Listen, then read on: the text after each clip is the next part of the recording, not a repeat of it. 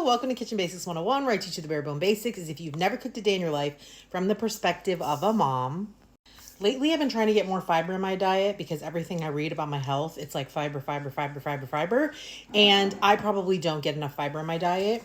So I'm shooting for 30 grams. And one of the ways that I'm doing it is I'm using a couple different like berry concoctions. Now, obviously you can just eat fresh berries.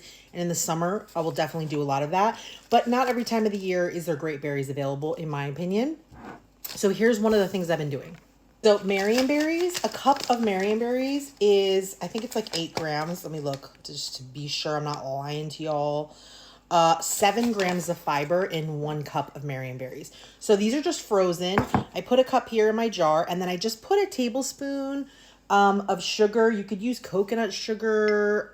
You could use a sugar substitute. They macerate really best if you use real sugar, but you can use whatever makes you happy if you're opposed to that. And we're just going to let this sit while the berries release their juice and become unfrozen. So I just let it sit out while I do other things.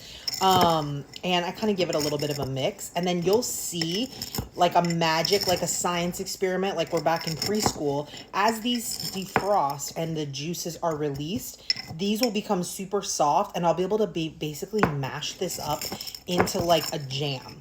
Now, I have stopped there, like just sugar, berries, mash it up. I add chia seeds for extra fiber, so you can make this twice as much fiber. You can make this like 14, which is half your daily amount of fiber, and it's like a sweet treat. So you can just do that, and it becomes like this really thick, like I'll show you in another video because I'm gonna make this one into the different kind, but it becomes like this thick, yummy jam. I take that jam, I put it on a piece of sourdough, delish, okay? Fresh, amazing. Probably will keep in the fridge for like, maybe a week. I wouldn't go much further than that since we didn't cook it and it's all fresh. Okay, so we're gonna let this sit. We're gonna let it become a little bit jammy. And then on this one, I'm gonna add a little bit of milk and with my chia seeds, and I'm gonna make it into like a pudding. Now you could do soy milk, you could do almond milk, you could do coconut milk, you could do a protein shake if that's your jam. The chia seeds will sop it up and it'll turn this into a pudding. So win-win. Okay, it hasn't even been, I don't think, an hour. And you see how much like juice is in the bottom of this? It really releases all kinds of juice, and then it also softens them up. And you can just kind of mash it into a mash. Now, if you want to leave the berries like partially whole and not completely mashed into oblivion, you can. If that's your preferred like texture for eating them. If you're gonna spread this on toast when you're done, then I recommend you mash them to within an inch of their existence. But this one I'm gonna eat more like a pudding, so I'm not gonna mash them completely, but I am gonna smash them up pretty good. So it's like a jam consistency, okay?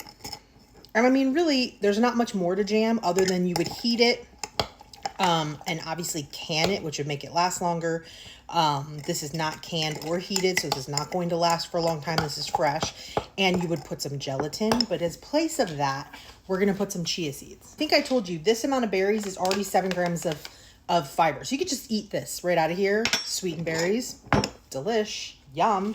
Okay, but if I put a tablespoon of chia seeds, I'm adding 4 more grams. So now this is 11 grams of fiber.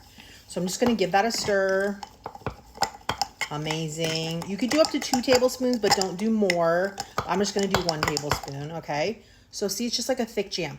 Now, if you leave this in the fridge for 4 or 5 hours, it becomes like a really thick, incredible jam, and you can just spread it right on toast. But today, I'm going to make mine more into like a pudding or like some type of like fruit sorbet, something. Not really. So I'm just going to add a little bit of soy milk. Again, this could be almond milk. This could be regular milk. This could be coconut milk. This could be, oh, I splashed a little bit. This could be a protein shake. And now it's turned it into like a delicious like fruit smoothie situation.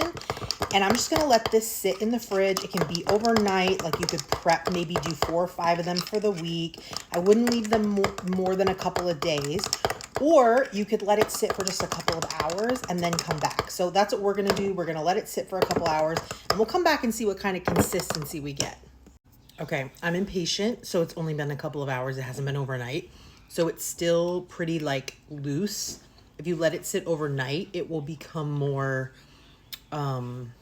just thicker. You know what I mean? Like the chia seeds will like plump up and it will become thicker. But let me tell you what, the flavor.